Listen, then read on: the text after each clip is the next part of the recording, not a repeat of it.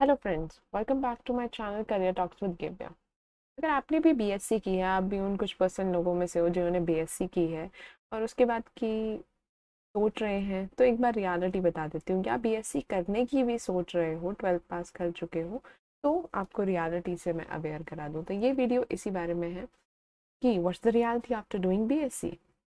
तो अगर हम एक सर्वे की बात करते हैं, ठीक है, कि सबसे पहले कितने लोग हैं जो बीएससी करते हैं, तो ऐश नाम का एक सर्वे किया था ministry of human resource development ने, जिसके अकॉर्डिंग उस सर्वे की ही बेसिकली उस सर्वे रिपोर्ट का ही ये स्क्रीनशॉट है। ठीक है, तो आप देख सकते हो कि यहाँ पे अगर आप देखोगे 38% लोग ऐसे हैं जो आर्ट्स, ह्यूमैनिटीज और सोशल साइंस में अंडर ग्रेजुएट लेवल पे जिन्होंने एनरोलमेंट की थी। और उसमें तो कुछ 16% है जो साइंस के लिए जाते हैं, 14% इंजीनियरिंग और टेक्नोलॉजी के लिए, और कॉमर्स के लिए 14.1%।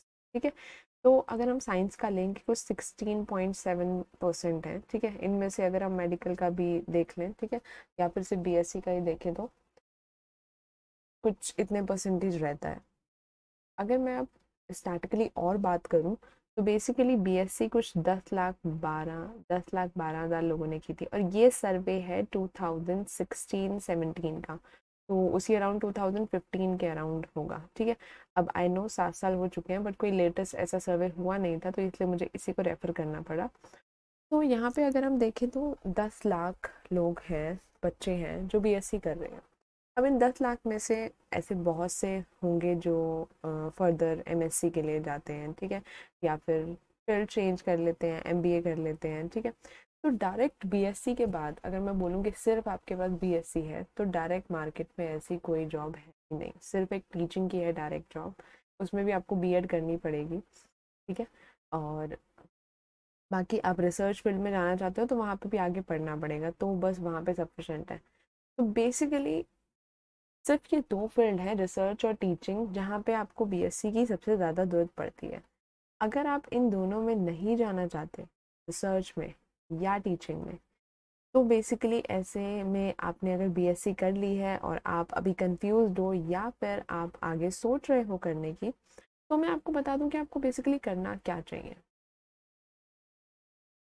तो व्हाट टू डू नाउ, क्या करें हम ऐसा कि हमने बीएससी तो कर ली, तो मैंने आपको ये तो बता दिया स्टैटिकली कि कितने लोग हैं जो करते हैं, बट अब इसके आगे क्या किया जाए। तो get ready to know about the courses. अब मैं आपको कुछ ऐसे बीएससी के बाद कोर्सेज बताने वाली हूँ जो आपको एक अच्छी जॉब में लैंड कर सकते हैं। अब ये कोर्सेज नॉर्मली आपने बहुत सारे आर्टिकल्स पढ़े होंगे, बहुत सारी वीडियोस देखी होंगी। मैं उन कोर्सेज के बारे में नहीं बताने वाली आपको। ठीक है, एक हिंट दे देती हूँ। जनरली क्या होता है कि या तो गवर्नमेंट जॉब के लिए प्रिपेयर कर लो, सिर्फ ग्रेजुएट हो तो, ठीक है, UPSC, SSC, CGL, SSC, MTS, CHSL, ठीक है, ओके। या फिर आप बेसिकली क्या कर सकते हो, आपको अपना करियर चेंज करना पड़ेगा, कोई भी ऐसा कोर्स कर लो, एमबीए कर लो। ठीक है, एमबीए भी बहुत सारी चीज़ों में होती है, ठीक है, एचआर में तो वहाँ पे आप बेसिकली कॉमर्स वाली फील्ड में जा रहे हो, तो आपको थोड़ा करियर चेंज करना पड़ेगा। ठीक है, तो आप कोर्सेज की बात करते हैं जो आपको एक अच्छी जॉब में लैंड करवा सकते हैं। Get ready to take a screenshot. तो सबसे पहले है post graduate diploma in packaging. ये मेरी खुद की भी एक दोस्त ने की है and she is earning a good amount of money now. ठीक है, तो अच्छी जॉब है, प्राइवेट जॉब में ही है। ठीक है, उसके बाद है पीजी डिप्लोमा एनालिटिकल केमिस्ट्री में। अगर आपने बीएससी केमिस्ट्री की है तो यहाँ पे ये डिप्लोमा कोर्सेज हैं, तो आपको पता है कि ये डिप्लोमा कोर्सेज अच्छे होते हैं हमें डायरेक्ट जॉब दिलवाने में। और पोस्ट ग्रेजुएट डिप्लोमा है तो आपको वहाँ पे थोड़ा हायर स्टडी भी आप पढ़ोगे। ठीक है, और these are relevant to get you a good job. ठीक है, उसके बाद बायोटेक्नोलॉजी, अगर आपने बीएससी केमिस्ट्री की है या फिर बीएससी बायो केमिस्ट्री की है, बीटेक भी की है तो भी कर सकते हो। ठीक है, बट हम अभी फोकस थोड़ा बीएससी पे कर रहे हैं। उसके बाद नैनो बायोटेक्नोलॉजी। नैनो, क्योंकि दुनिया इतनी बड़ी है लेकिन पॉपुलेशन बढ़ रही है, हर चीज़ बढ़ रही है, रिसोर्सेज कम हो रहे हैं, तो हमें नैनो चीज़ों की तरफ भी हमें जाना पड़ेगा, तो वहाँ पे आप ये डिप्लोमा कर सकते हो। या फिर डेटा साइंस। ठीक है, अगर आपको थोड़ा सा भी आपने बीएससी की है, तो अगर आपके पास 12th में नॉन मेडिकल रहा हो, कंप्यूटर साइंस पढ़ा हो, तो डेटा साइंस में आप थोड़ा सा कोडिंग की नॉलेज बिल्ड कर सकते हो।